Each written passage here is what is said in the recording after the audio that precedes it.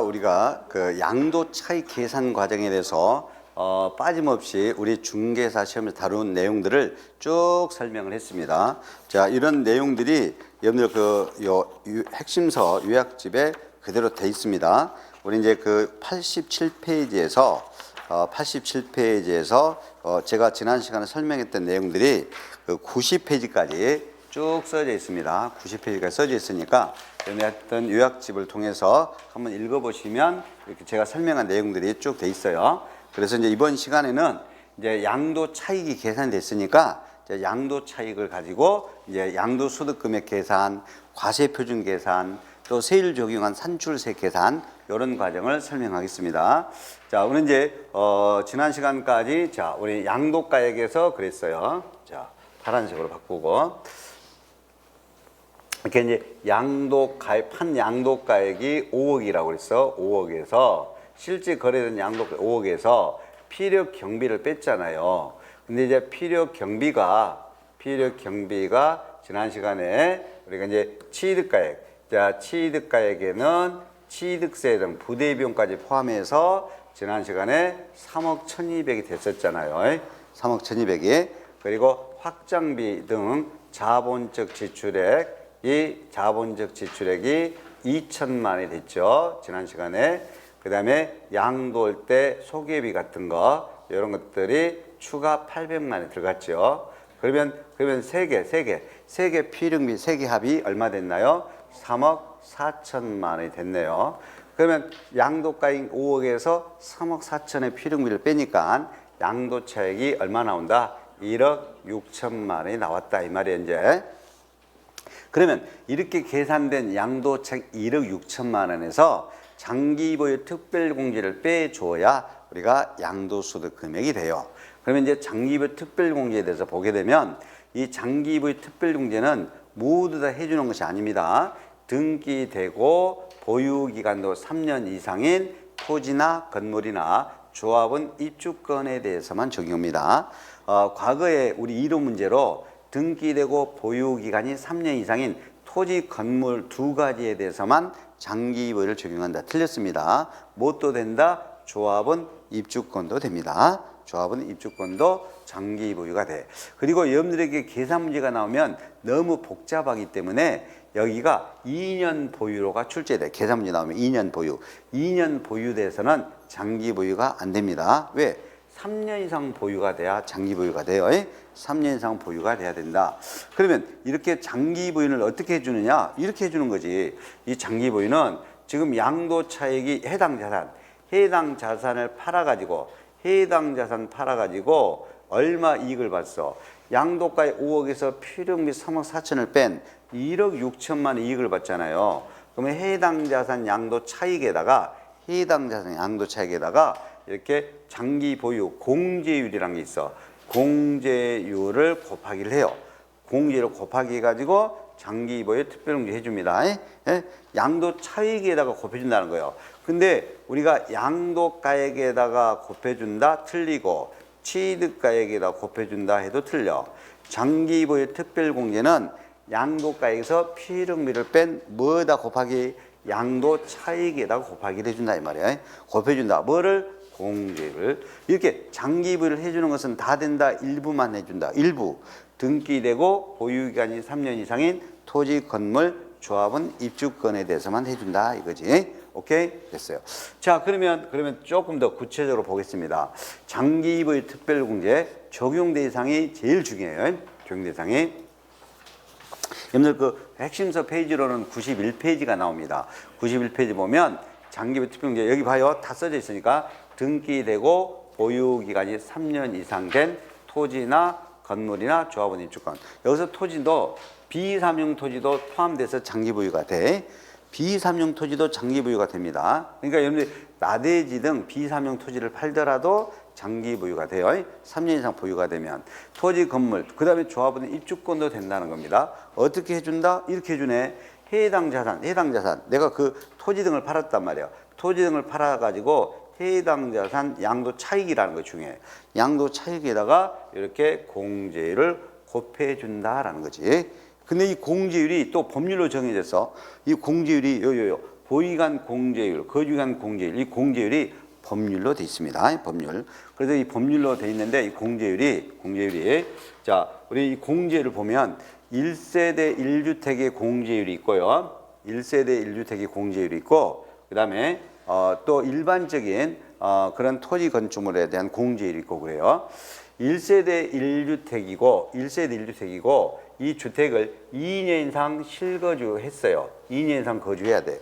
그럼 1세대 1주택이고 2년 이상 거주되면 이 공제율, 방금 공제율이 왼쪽에 보유기간 공제율이 있고 오른쪽에 직접 거주된 공제율이 있어. 이 두 개의 공제율을 합해서 적용합니다. 합산해서 적용한다라는 그 의미만 하면 돼. 이 공제율을 이 표를 암계란 소리 아니에요. 암계란 소리 아닙니다. 자, 1세대 1주택이고 2년 이상 거주되면 이 보유기간의 공제율하고 오른쪽에 거주기간 공제율 두 개를 뭐 한다고? 합쳐서 적용해. 합쳐서. 그러면 합쳐서 적용하게 되면 10년 이상 보유가 되면 최고 40%까지 공제가 되거든요. 또 10년 이상 거주되면 최고 또 40%까지 공제되거든. 그럼 두 개 합치면 80%까지 된다 이 말이에요. 이걸 설명해 주고자 하는 거야. 1세대 1주택이고 2년 이상 거주된 거면 최대 합쳐서 몇 프로까지 장기 보유를 받을 수 있다? 80%까지. 100분의 80까지 받을 수 있다 이거야.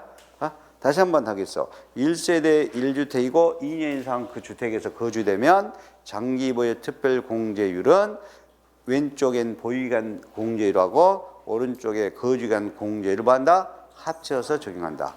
그래서 최대 10년 이상 보유도 되고 10년 이상 그 집에서 거주도 하고 팔면 몇 프로까지 공제받는다? 100분의 80%까지 공제받습니다. 근데 요 1세대 1주택이 아니거나 또는 1세대 1주택이라도 2년 이상 거주되지 않으면 요 보유기간 공제율만 딸랑 받아요. 보유기간 공제율만 딸랑 받는다. 연 2%씩 증가해서 받는다. 연 2%씩. 그러면 5년 이상 6년 미만 보유에다. 그러면 5년 이상이고 6년 미만이다. 그러면 연 2%씩이니까 5년 이상 됐잖아. 그러니까 100분의 10%를 공제받겠네. 오케이? 예. 1년에 2%씩이니까 5년 이상 됐으면 1년에 2%니까 얼마 받을까? 10% 공제를 받겠죠? 10% 이렇게. 예, 그래서 15년 이상이면 최대 30%까지 장기 보유가 됩니다. 예, 장기 보유가 돼. 그러면 우리 시험은 계산 문제로 출제된다면 무조건 일반 1세대 1주택이 아닌 걸로 나온단 말이야.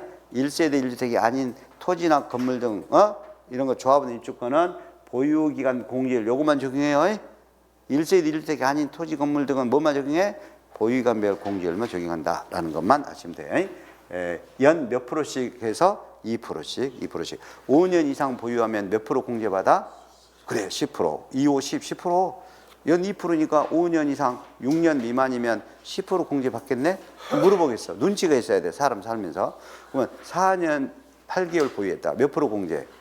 그래, 8%. 오케이? 10년 보유하면 20% 공제 받겠지? 15년 이상 30% 공제 받아.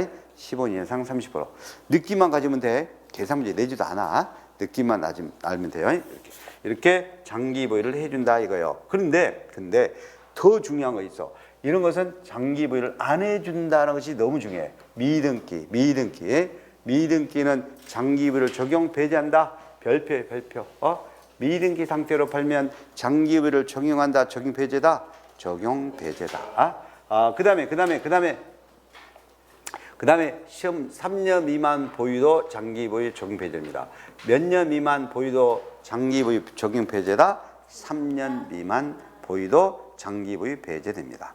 그리고 여러분들 토지 건물 조합원 입주권만 되기 때문에 부동산에 관한 권리 등은 해당 사항 없어요.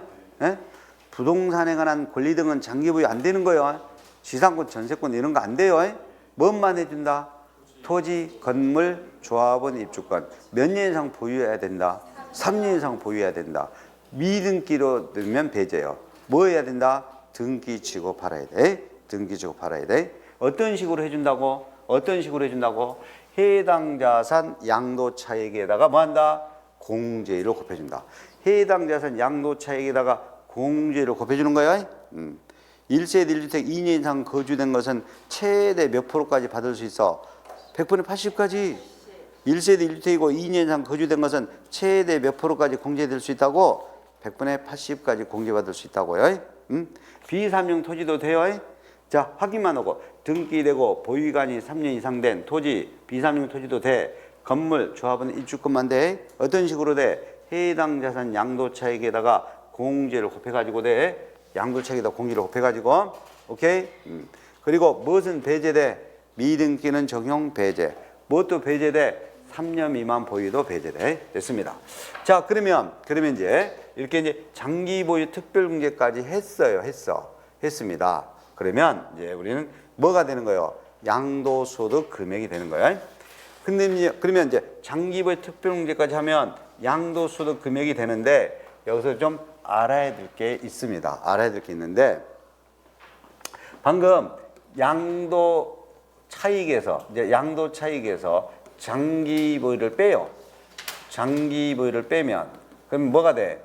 양도소득 금액이 돼요. 근데 양도소득 금액이 되는데 근데 올해 1년 동안 내가 1년 동안이 소득세 과세기간이요. 1월 1일부터 12월 30일까지 양도를 여러 차례 했어. 양도를 몇 차례 했었거든요. 양도를 몇 차례 했어. 그러면 각각마다 양도소득 금액을 계산합니다. 일단 각각마다 양도소득 금액을 계산해. 근데 동일한 과세기간에 이루어진 거지. 올해 동일한 과세기간 1년 동안에 내가 양도를 한 건만 양도하는 것이 아니라 여러 건을 양도했다니까? 그러면 여러 건을 이렇게 양도소득 금액을 계산한 다음에 같은 연도에 일어났기 때문에 같은 1년치를 하나로 통산합니다. 1년치를 뭐 한다고? 하나로 통산. 일단 각각 양도할 때마다 소득 금액을 계산한 다음에 나중에 뭐 한다? 1년치를 하나로 전체적으로 통산해야 돼. 근데 1년치를 통산할 때 주의해야 될 것은 4가지로 나눠서 통산합니다. 몇 가지로 나눠서 통산한다? 4가지로. 4개 그룹으로 나눠서 통산합니다. 4분단으로 나눈다고 보시면 돼. 4가지 그룹으로 나눠서 통산. 이때 통산할 때 주식은 따로 계산해야 되고 파생상품 따로 계산해야 되고 신탁 수익권을 따로 계산해야 돼. 네? 요 4개 1년치를 통산할 때 몇 개로 나눠서 통산한다? 4개로 나눠서. 요 1그룹이 중요해. 1그룹이 토지, 건물, 부동산 권리, 기타 자산. 거의 1그룹이 다 들어가. 1그룹에 다 들어가. 1그룹에 다 들어가. 2그룹은 주식만 따로 계산. 3그룹은 파생상품만 따로 계산. 4그룹은 신탁수익권만 따로 계산이야. 몇 개 그룹으로 나눠서 1년치를 계산한다? 4개로 나눠서. 이때 1그룹을 꼭 아셔야 돼. 1그룹은 뭐예요? 웬만한 거 다 들어간다니까. 토지를, 건물, 부동산 관리, 뭐까지 들어가? 기타 자산까지 들어가. 그럼 무슨 말이냐? 이렇다 이 말이야. 3월 달에 토지를 팔아가지고 양도 차손 손해봤어. 토지를 팔아가지고 금매해가지고 토지 팔아가지고 손해봤어. 그런데 7월 달에 부동산 권리를 팔아갖고 이익을 봤어. 그러면 3월 달에 토지 판 거 손해본 것은 7월 달에 부동산 권리 판 이득과 서로 뭐 한다? 통산해 준다 이 말이야. 왜? 같은 1그룹이니까. 근데 9월 달에 주식을 팔았어. 9월 달에 주식 판 거는 서로 통산할 수가 없어. 왜? 주식은 따로 2그룹으로 들어가니까. 무슨 말인지 알았을까요? 예? 이거 이해하면 되는데. 그럼 제가 기분이 좋은데. 예. 자, 1년 동안 양도된 것을 각각 양도소득 금액을 계산을 먼저 한다. 각각 소득 금액 먼저 계산한다. 그 다음에 같은 연도에 일어난 것은 하나로 통산이 된다. 근데 통산하는데 전체 다 통산한다. 4개로 나눠서 통산한다. 그래, 4개로 나눠서 통산한다. 이때 4개로 나눌 때 1그룹하고 2그룹만 아시면 돼. 다른 것은 들놀이야. 네 개로 통산한다는 것만 아시면 되고 시험은 1그룹, 2그룹만 나와. 그러면 1그룹은 뭐뭐 들어간다? 토지, 건물, 부동산 권리, 기타 자산이 들어간다. 그러니까 결론은 토지 등에서 양도소득하고 부동산 권리 등하고는 서로 뭐요? 통산한다 이 말이야. 예? 서로 통산한다. 근데 서로 통산하는데 통산하지 아니한다 그럼 틀리겠지. 시험 문제 나왔네 진짜로. 토지와 부동산 권리 등은 이를 서로 통산하지 아니한다 그럼 틀리네. 같은 연도라면 뭐야? 서로 통산한다 그래야 돼. 왜? 같은 1그룹이니까. 근데 또 이렇게 나온 적이 있어. 토지와 같은 연도의 주식은 서로 통산한다. 그럼 틀려. 주식은 서로 통산하면 안 돼. 주식은 따로 계산해야 돼. 에? 오케이? 에? 요 토지, 건물, 부동산 권리, 기타 자산은 1그룹이고 주식은 2그룹이야. 그럼 1그룹인 토지 등하고 2그룹인 주식하고는 서로 통산하지 아니한다. 근데 같은 1그룹의 토지하고 부동산 권리는 서로 이를 통산한다. 오케이? 몇 개 그룹으로 나눠서 소득금액 계산한다? 4개로 나눠서 통산한다. 그러면 이제 이 양도소득금액이 이렇게 이제 통산해서 나왔습니다. 쭉 먼저 이거부터 건너갈게요. 통산해서 이제 이렇게 소득금액이 나왔어요. 그러면 이걸 먼저 볼게요. 이걸 먼저 볼게. 이것보다는 이렇게 이제 통산해서 먼저 봤습니다. 그러면 이제 이 양도소득 금액이 네 개 그룹으로 양도소득 금액이 네 가지 그룹으로 나눠서 네 가지 구분해서 양도소득 금액이 나오겠죠? A 1그룹, 2그룹, 3그룹, 4그룹으로 이렇게 양도소득 금액을 네 가지로 나눠서 계산했을 거 아니야, 이제. 그러면 이걸 먼저 어디를 건너가냐면 특례를 먼저 건너가서 94페이지를 먼저 볼게요. 94페이지를 먼저 봐요.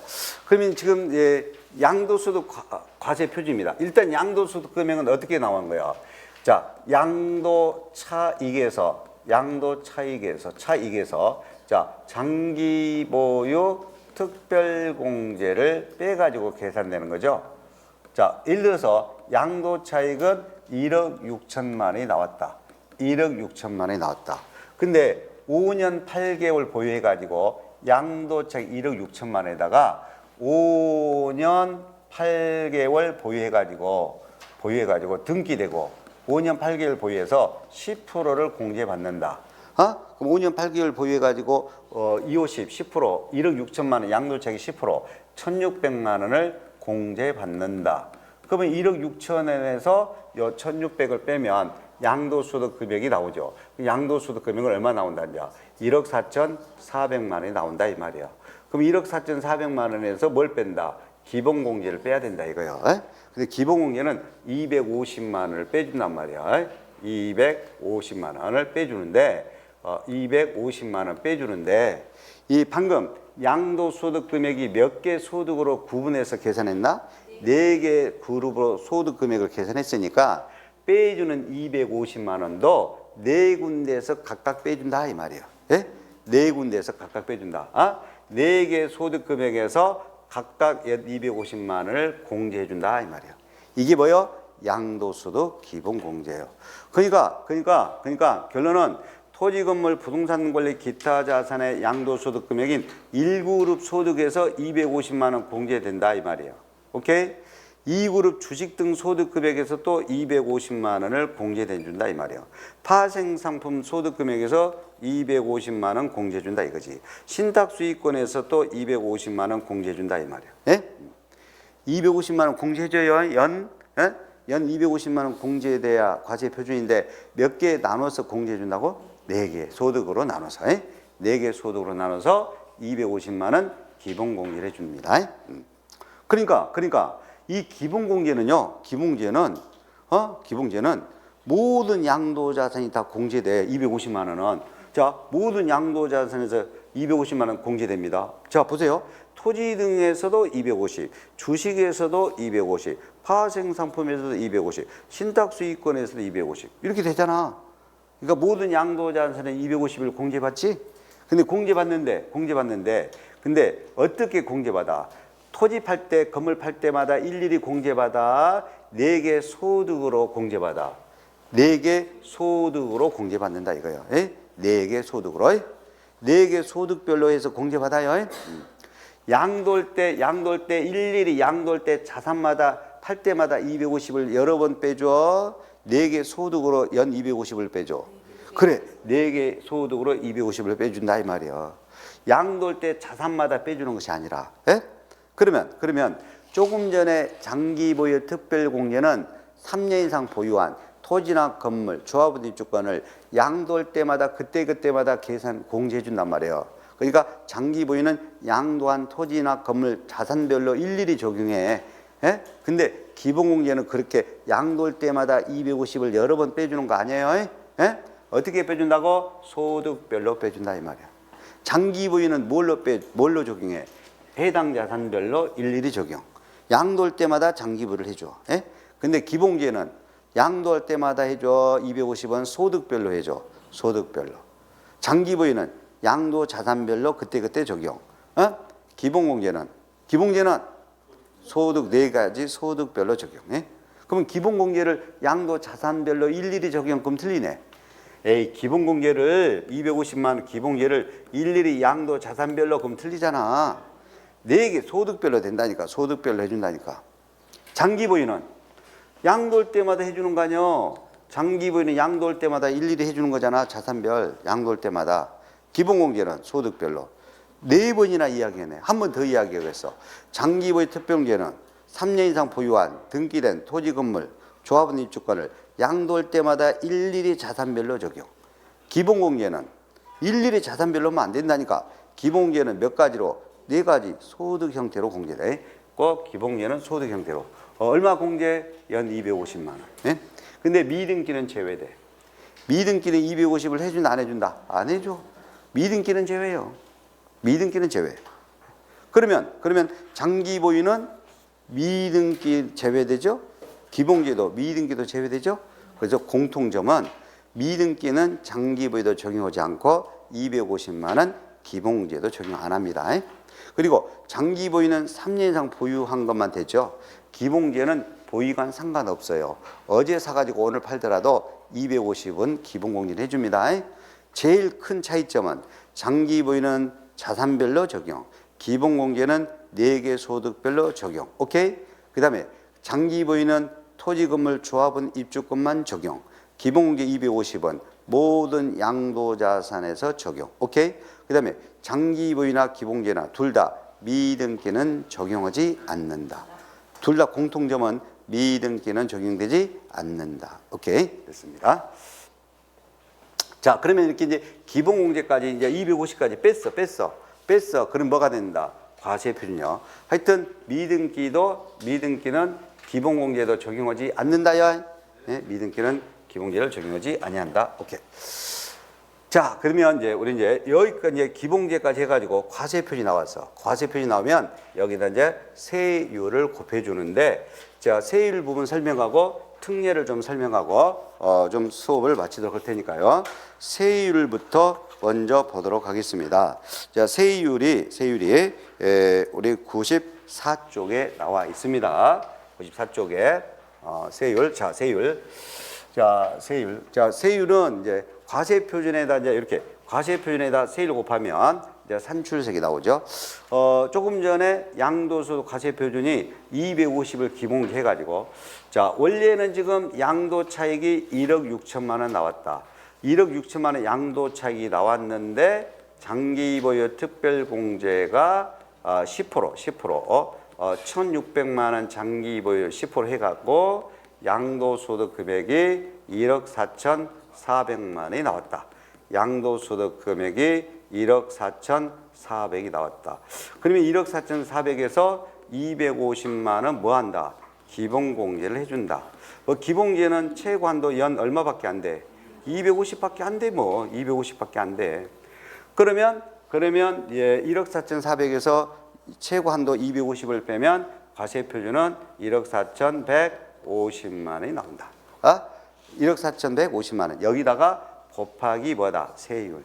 그러면 과세표준 1억 4,150에다 세율 곱하면 뭐가 된다? 산출색이 나온다 이거예요. 산출색이 나온다. 그럼 이 세율인데 이 세율이 또 어마어마하게 복잡합니다.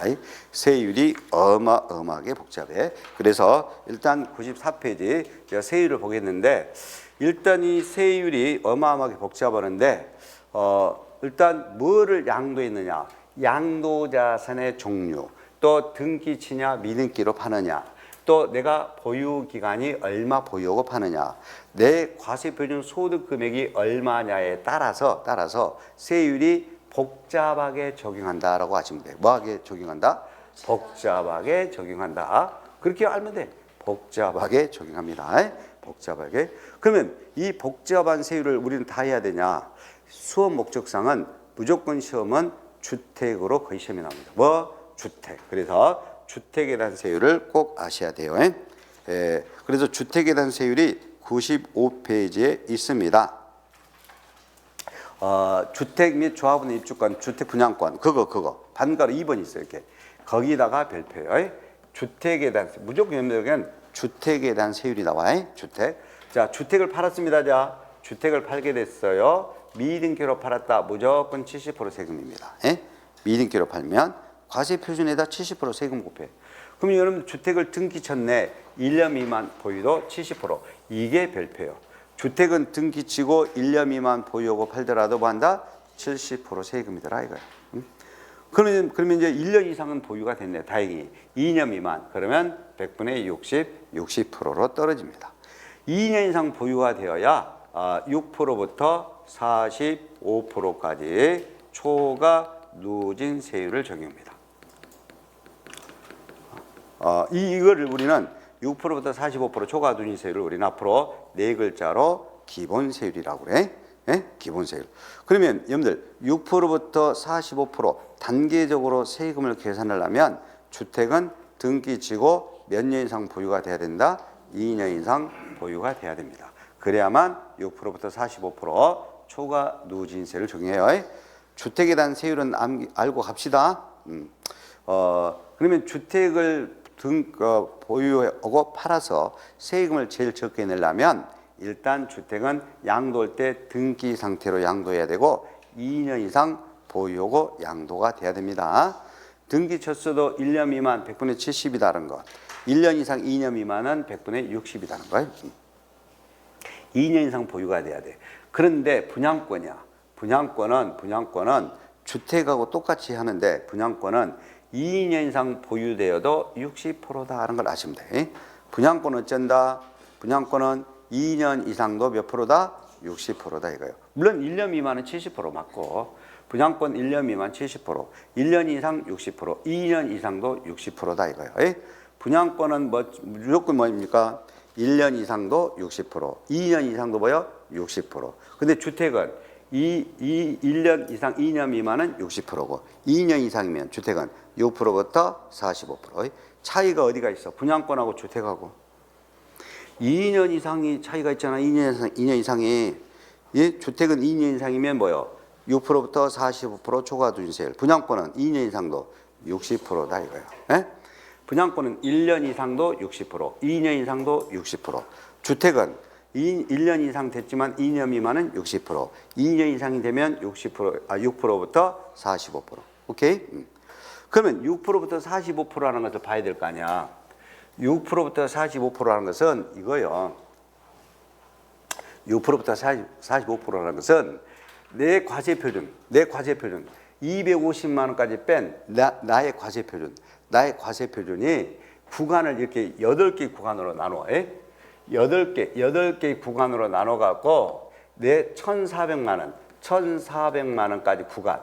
1,400만 원까지 구간에다는 무조건 6% 곱해준다 이 말이야. 1,400만 원 초과 5천만 원까지는 15%를 곱해주고 이런 식으로 해서 최고 몇 프로까지? 45%까지 적용한다 이거예요. 됐어요? 그럼 이거 8개 구간을 암기한 사람이 있어. 절대 그럴 필요 없어. 첫 번째 구간만 알면 돼. 얼마 이하? 1,400만 원 이하는 몇 프로 세금 낸다? 6%. 1,400만 원까지는 몇 프로 세금으로 낸다? 6%. 그리고 1,400만 원 넘어가면 15%야. 오케이? 또 5천만 원 넘어가면 24%로 이런 식으로 올라가요. 이걸 우리는 뭐라고 그래? 초과 누진 세율이요. 이 8단계 초과 누진 세율 이걸 적용하려면 주택은 등기치고 몇 년 이상 보유가 되어야만 돼. 2년 이상 보유가 되어야만 이렇게 적용한다 이 말이야. 응? 그리고 하나만 더. 비삼용 토지를 팔아먹을 수가 있어. 뭘 팔아먹어? 비삼용. 비삼용은 여기다가 10% 플러스입니다. 비삼용은 10% 플러스. 그러면 16%가 돼. 그럼 비삼용 토지는 1,400만 원 이하는 6%에다 10% 더하니까 비삼용 토지는 1,400만 원 이하는 몇 프로요? 16%요. 그 다음에 1,400만 원 초과 5천만 원 이하는 25%고 25%고 이런 식으로 한다 그 말이에요. 비삼용 토지는 10%를 뭐 한다? 더한다. 1,400만 원 이하까지 비삼용 토지는 몇 프로요? 16%가 되겠습니다. 16%가 된다. 자, 그러면 우리 이제 미등기 그러면 이제 여기서 두 가지를 좀 더 해야 되는데 그 페이지 96페이지 보면 이제 세율 적용 시 보유 기간이 나와. 자, 방금 우리가 보유 기간에 따라 세율이 엄청 달라졌잖아요. 그랬나요? 안 그랬나요? 그렇죠? 그래서 세율 적용 시 보유 기간인데 이 보유 기간은 세율 적용 시도 원래는 취득일로부터 언제까지요? 양도일까지가 보유 기간이 됩니다. 취득일부터 양도일까지가 보유 기간이다. 그런데 특례가 좀 있어. 이 특례 두 가지 특례가 있는데 동그라미 1번 특례만 꼭 아셔야 돼. 동그라미 1항 특례가 어떤 내용이냐면 동그라미 1항 특례는 상속받은 자산을 양도를 하게 되면 원래는 상속 개시일이 취득이려. 원래는 상속 개시일이야. 그런데 세율 적용 시만 뭘 적용할 때만 세율 적용 시만 피상속인이 취득한 날로부터 상속인이 양도일까지를 보유기간으로 합니다. 누구의 취득일로부터 적용한다고? 피상속인 취득일로부터. 뭘 적용할 때만? 세율 적용할 때만. 세율 적용할 때는 상속받은 것은 누구의 취득일로부터 해야 돼? 피상속인 취득일로부터. 원래는 상속은 상속 개시일이라니까 앞으로 상속은 상속 개시일이 취득이래요. 그런데 뭘 적용 계산할 때만 그래 세율을 적용 계산할 때만 누가 취득일로부터 한다? 피상속인. 피상속인이 누구요? 죽은 사람이요. 왜 죽은 사람이요? 피를 봤어. 피를 봤잖아. 피상속인. 오케이. 다시 한 번 더 하겠어. 상속을 인한 취득은 원래는 상속 개시일이 취득이래요. 근데 세율 적용할 때는 누구의 취득으로부터 해? 피상속인 취득으로부터 세율 적용할 때만. 오케이? 네, 됐어요. 자, 그러면 우리가 미등기에 대해서 쭉 정리를 하겠습니다. 미등기.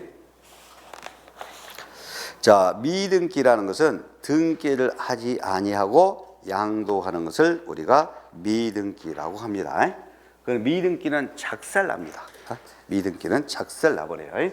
일단 장기 보유 적용 배제 250만 원 기본 공제 적용 배제 과세 표준에다 70% 세율 적용에 최고로 높은 70% 세율 적용. 여기까지 이해됐죠? 감면 대상이 되더라도 적용 배제, 비과세 되더라도 적용 배제입니다. 오케이? 근데 적용하는 것이 있어서 필요 경비 계산 공제는 적용해요. 근데 원래 필요 경비 계산 공제는 그지 100분의 3이지. 근데 미등기는 100분의 3이 아니라 1천분의 3을 적용합니다. 그래서 꼭 미등기라도 적용되는 것이 있다. 뭐? 필요 경비 계산 공제. 100분의 3으로 아닌 얼마? 1천분의 3을 꼭 적용한다는 거. 100분의 3이 아니라 1천분의 3을 적용한다는 것. 다른 것들은 다 적용 배제야. 70% 세금 내야 돼. 과세 표준에 70% 세금 내야 돼. 그럼 여러분들은 앞으로 등기치고 팔아야 돼? 미등기로 팔아서 작살나야 돼? 등기치고 팔아야 되죠. 근데 이제 등기치고 팔아야 되는데 문제는 양도한 날에 등기가 내 것으로 불가능한 것들이 있어. 등기를 낼 수 있는 그런 불가능한 상황이 생길 수가 있어. 그러면 어쩔 수 없이 나는 정당한 사유에 의해서 등기를 못하고 양도하죠? 그래도 미등기 양도자산에서 제외해줘요. 왜? 양도 당시까지 등기가 불가능한 정당한 사유가 있을 때. 이해됐나요? 예, 그래서 지금부터 미등기 양도자산에서 제외되는 자산 별표 3개 잖아요. 자주 내니까. 그럼 미등기 양도자산에서 제외된다는 말은 등기로 인정해준다 이 말이에요. 미등기라도 등기를 인정해주겠다 이거예요. 어떤 거냐? 다 등기가 불가능해요. 보세요. 장기 할부 조건에다 빗줄. 그러면서 계약 조건으로 양도 당시까지 등기가 불가능하더라 이 말이에요. 됐어요? 예. 또 법률의 규정이나 법원의 결정에 의해서 법률 규정, 법원 결정 빗줄. 양도 당시까지 등기가 불가능하더라 이거예요. 또 우리가 1세대 1주택 반드시 비과세 대상이 돼야 돼. 1세대 1주택 비과세 대상이 돼야 돼. 근데 1세대 1주택 비과세 돼야 되는데 허가를 안 받았다. 건축 허가를 안 받으면 등기 불가능하지? 그래서 허가를 받지 아니하여 등기 불가능한 그대로 해야 돼. 비과세 대상이 되는 1세대 1주택인데 허가를 받지 아니해서 등기가 불가능해. 허가 안 받았기 때문에 등기 불가능하잖아. 그러면 미등기에서 제외해줘. 비과세 대상 1세대 1주택이어야 돼. 그 다음에 또 도시개발 사업이 종료되지 아니하여 토지 등기를 하지 아니하고 양도하는 거. 여러분 도시개발 사업이 종료되지 않았기 때문에 토지 등기를 하지 아니하고 양도하는 것. 이것도 미등기에서 제외돼. 또 건설업자가 용역비로 취득한 채비지가 있어. 이걸 아직 환지처분 공고 전이요. 환지처분 공고 전이니까 등기를 못 치고 양도할 수밖에 없죠.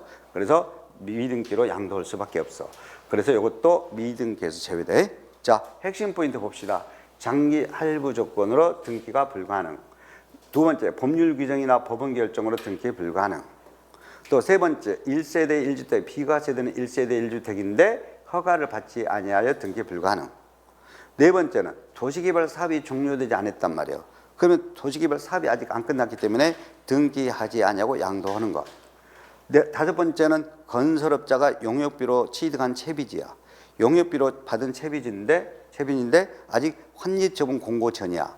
그럼 환지처분 공고 전이기 때문에 환지처분 공고가 안 났기 때문에 이 채비지를 미등기로 팔 수밖에 없죠. 그런데 미등기에서 제외된다 이 말이에요. 이해됐나요? 5개 이해됐죠? 엄청나게 시험에 잘 나와. 그러면 미등기 양도자산에서 제외되는 것은 등기 안 치고 양도하더라도 미등기에서 제외되어 등기로 인정하여 무엇을 그대로 다 해준다. 장기보유도 해주고 기본공제도 다 해줘요. 장기보유도 해주고 못 해준다? 기본공제 해준다. 그래서 꼭 알아야 돼요. 이거 미등기는 등기하지 아니하고 양도하는 것을 미등기라고 한다. 미등기라는 거 비과세 감면 등 족족 배제다. 장기보유 다 배제다. 그리고 최고로 높은 과세표준의 70% 세율이다. 피임기 계산공제도 100분의 3이 아니라 1,000분의 3으로 적게 적용한다. 이렇게 불이익을 당한다. 작살난다. 그러면 우리가 등기치고 양도해야 되는데 양도 당시까지 등기가 불가능한 이렇게 5가지에 의한 이런 미등기로 팔게 되는 것은 미등기 양도자산에서 제외시켜준다. 미등기에서 제외되는 것은 무엇을 그대로 해준다. 등기 안 치고 양도하더라도 뭘 그대로 해준다. 장기 보유와 기본공제를 그대로 해준다. 됐어요? 네. 자, 그리고 이번 시간에 제가 딱 한 10분 정도만 더 하고 오늘 수업을 마치도록 하겠습니다. 오전 수업을 마치도록 할게요. 어디를 좀 잠깐 봐야 되냐면 양도소득 계산 특례를 좀 봐야 되겠습니다. 92쪽.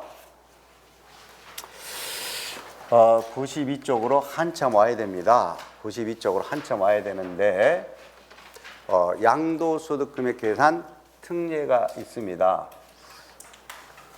이거 뒤로 가야 되겠네. 양도소득금액 계산 특례. 특례인데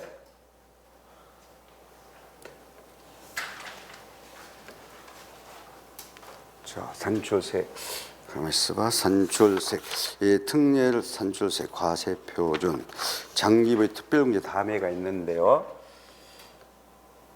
장기보유 특별공제 다음에가 있는데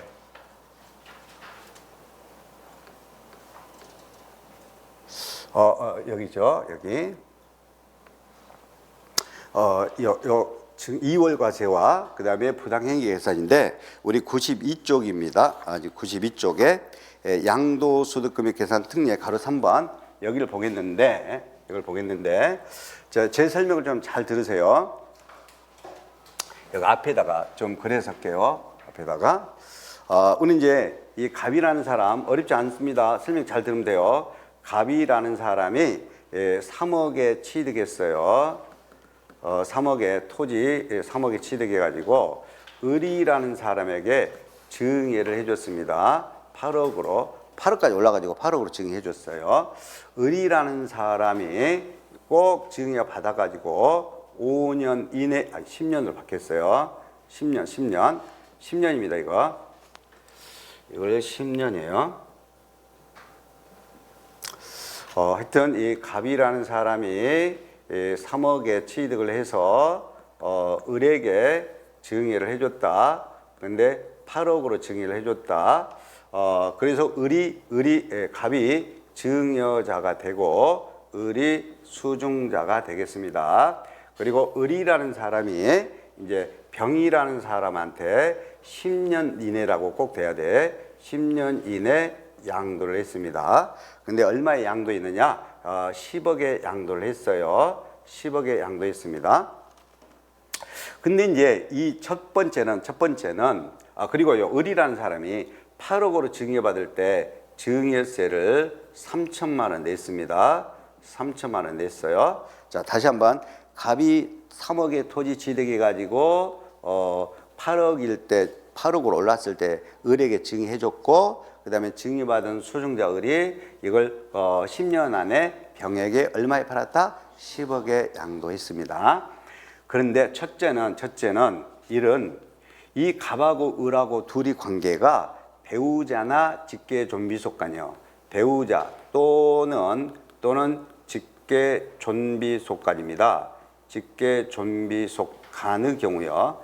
직계존비속간의 경우에는 이런 경우는 이월과세를 적용합니다. 자, 이월과세란 건 뭐냐? 배우자나 직계존비속으로부터 증여받아서 10년 안에 타인에게 팔게 되면 누가 팔았나요? 수중자 을이 팔았지. 맞아요?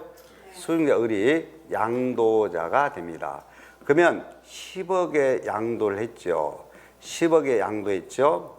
그다음에 여기서 빼줍니다. 취득가액 등을 필요경비를 빼주는데 이 이월과세라는 것은 어떤 내용이냐면 배우자나 직계존속이나 비속으로부터 증여받아가지고 10년 안에 팔게 되면 이월과세 적용인데, 이월과세는 수중자 을이 병에게 팔았지만 이 증여자 갑이라는 사람이 판 것처럼 세금 계산합니다. 누가 판 것처럼 세금 계산이요? 증여자 갑이 판 것처럼. 실제로는 누가 팔았어? 을이 팔았어. 양도소득세는 누가 내야 돼? 을이 내야 한다니까. 을이 낸다니까. 누가 판 것처럼만 세금 계산해? 갑이 판 것처럼. 그러면 빼는 취득가액은 누구의 취득가액으로 해야 돼? 그렇지. 증여자 갑. 증여자 갑의 취득가액이 뭘로? 3억으로 한다 그 말이야. 이해됐어요? 그리고 마찬가지 이렇게 해가지고 양도 차익을 계산해서 양도 차익에서 또 장기 보유를 해줘. 그러면 장기 보유 특별 공제를 해줘. 그러면 양도소득 금액이 돼. 양도소득 금액이 돼. 그러면 이때 장기 보유도 누구의 취득으로부터 해야 돼? 그래, 갑의 취득으로부터 한다 그 말이야. 오케이? 세율 적용할 때도 갑의 취득으로부터 해요. 누가 판 것처럼 계산한다고? 갑이 무조건 판 것처럼 계산한다니까. 대신에 갑이 판 것처럼 계산했으니까 을이 증여세 3천만 원 낸 거 있지. 그래서 을의 증여세를 필요 경비로 빼줍니다. 증여세 3천만 원을 뭘로 빼줘? 필요 경비로 빼줘. 누가 판 것처럼 해준다? 갑이 판 것처럼 한다. 실제로는 누가 양도한 거다? 을이 양도한 거다. 양도소득세 내는 사람은 누구다? 을이라니까. 을이. 그냥 갑이 판 것처럼만 해. 갑이 판 것처럼만 세금 계산할 뿐이지 실제로 누가 팔았다? 을이 팔았다. 양도소득세 내는 사람은 누구다? 을이다. 을이다. 이때 증여자 갑은 판 것처럼만 하기 때문에 증여자 갑은 양도소득세에 대해서 을하고 연대 납세무가 없다. 뭐가 없다? 연대 납세무가 없다. 오케이? 그리고 이때 을의 증여세 3천만 원을 뭘로 빼준다? 필요 경비로 빼준다. 이걸 뭐라고 말한다? 2월 과세다. 어떤 경우 2월 과세를 적용한다고? 배우자나 직계존비속으로부터 증여받아서 몇 년 안에 팔 때? 10년 안에 팔 때. 누가 판 것처럼 한다고? 마지막 정리. 누가 판 것처럼? 증여자 갑이 판 것처럼 한다. 모두 다. 누가 실제 팔았다? 수증자 을이다. 양도소득세는 누가 낸다? 을이 낸다. 이때 증여자 갑은 연대납세무가 없다. 이때 을의 증여세 3천만 원을 뭘로 빼준다? 필요경비로 빼준다. 오케이? 이런 걸 뭐라고 한다? 2월 과세다. 근데 단서가 있어. 이런 경우는 2월 과세 적용 안 해. 이렇게 2월 과세로 해버리다 보니까 을이 병에게 팔았지. 을이 판 양도소득세보다 2월 과세를 해버리면 세금이 더 줄어들어 버려. 그러면 2월 과세 적용 안 해. 2월 과세 적용하자는 것은 뭐예요? 세금을 더 많이 내도록 하고자 하는 거예요. 근데 2월 과세로 하다 보니까 세금이 더 적어져 버려. 이런 경우는 2월 과세를 적용하지 않는다. 오케이? 됐어. 그다음에 이제 두 번째는 이제 형 동생 간이요. 무슨 간이요? 형 동생 간이요. 형 동생은 형 갑이 형이고 을이 동생이에요. 자. 그러면 형 동생 간에는 2월 과세를 적용하면 안 돼. 형 동생 간에는 요거는 우회 양도를 적용해. 뭐라 그래? 우회 양도라고 그래. 우회 양도 적용. 자, 우회 양도라는 것은 이거요. 들어봐요. 우회 양도라는 것은 이제 형이 동생한테 증여해 가지고 동생이 10년 안에 양도한 거예요. 예? 배우자나 직계존비속은 아닌데 형 동생 특수관계자라고요. 이제 배우자나 직계존비속이 아닌 형 동생 특수관계자란 말이에요. 이런 경우는 우회 양도 적용해요. 우회 양도란 건 뭐냐? 동생 을의 증여세하고 을의 증여세하고 그다음에 을의 양도소득세, 을의 증여세하고 양도소득세 요 합계액이 을이 증여받았잖아. 증여세하고 을이 10년 안에 병에게 팔았으니까 양도소득이 있을 거 아니야. 이게 합계액이 8천만 원이네. 8천만 원이네. 근데 형이 직접 병에게 팔았다면 직접 양도소득세는 1억 2천만 원이 나오네. 그러면 동생이 낸 세금이 적지. 자, 동생 을이 증여받을 때 증여세 3천만 원하고 그다음에 10년 안에 병이 양도해 가지고 양도소득세를 합쳤더니 동생 을은 얼마 세금을 낸 거야? 총 8천만 원 세금 냈잖아요. 근데 갑이 병에게 직접 판 것으로 계산해 보니까 양도소득세가 1억 2천만 원 나와. 그러면 동생이 적지? 동생 총 세금이 직접 양도시 갑이 병에게 직접 형이 판 것보다 세금이 적잖아. 그럴 때만 갑형이 병에게 직접 양도로 보도록 돼 있어. 어쩔 때만 동생이 적을 때만. 동생이 총 세금이 적을 때만 누가 판 것으로 한다? 형이 직접 판 것으로 본다. 그러면 이때는 형이 직접 판 것으로 보니까 동생에게는 절대 증여세를 부과 안 합니다. 그럼 이미 부과된 증여세는 동생한테 다 환급해줘요. 그래서 형이 직접 판 것으로 봤을 때는 동생에게는 증여세 부과되지 아니한다. 하나 더, 동생은 형하고 짰다 이 말이에요. 짰기 때문에 특수관계자로 짰기 때문에 이때 동생 을은 형의 양도소득세에 대해서 연대 납세무가 있습니다. 오케이? 자, 그러면 이제 정리하고 마칠게요. 앞으로 이제 배우자 또는 직계존비속에게 증여해줘 가지고 증여받은 자가 10년 안에 양도하면 수증자 을이 양도한 것이다. 그렇지만 누가 양도한 것처럼 세금 그대로 계산해 준다. 증여자 갑이 양도한 것처럼 세금만 그대로 계산해 줄 뿐이다. 그래서 증여자 값은 연대납세 의무가 없다. 그리고 수증자가 부담한 증여세는 필요경비로 빼준다. 그런데 배우자나 직계연료비속이 아닌 형 동생으로 여러분들에게 시험에 나와버렸다. 그러면 형 동생 간의 시험제가 나와버리면 증여받아서 10년 안에 양도하게 되면 이때는 동생 수증자 의뢰 증여세와 양도소득세 총 합계액이 증여자 갑이 병에게 직접 팔았을 때 양도소득세보다 동생이 적을 때만 형이 병에게 직접 한 것으로 본다. 그리고 동생이 적을 때만 형 갑이 병에게 직접 한 것으로 본다. 이때는 동생 을에게는 증여세를 부과되지 않는다. 그리고 형이 양도소득세 납세 의무자가 된다. 동생은 형이랑 짰기 때문에 형하고 연대 납세 의무가 있다. 오케이? 예, 됐어. 그래서 꼭 이 부분을 이렇게만 정리하시면 돼요. 그래서 자, 정리하고 마칠게요. 배우자 등에 대한 이월과세와 그 다음에 형 동생 간의 우애 양도 등이 있단 말이에요. 우애 양도 등이 있는데 이때 꼭 10년 이내라는 건 똑같아. 10년 이내 양도는 다 똑같은데 근데 이월과세일 때는 꼭 수증자가 부담한 증여세를 필요 경비로 빼주지만 우애 양도는 증여세를 부과한다 안 한다? 안 한다. 우애 양도는 증여세 부과 안 합니다. 형 동생 간에는 증여세를 부과하지 아니한다. 그 다음에 이월과세는 연대 납세 의무가 없다. 근데 형 동생 간에는 연대 납세 의무가 있다. 됐나요? 됐죠? 예. 충분히 정리했습니다. 예.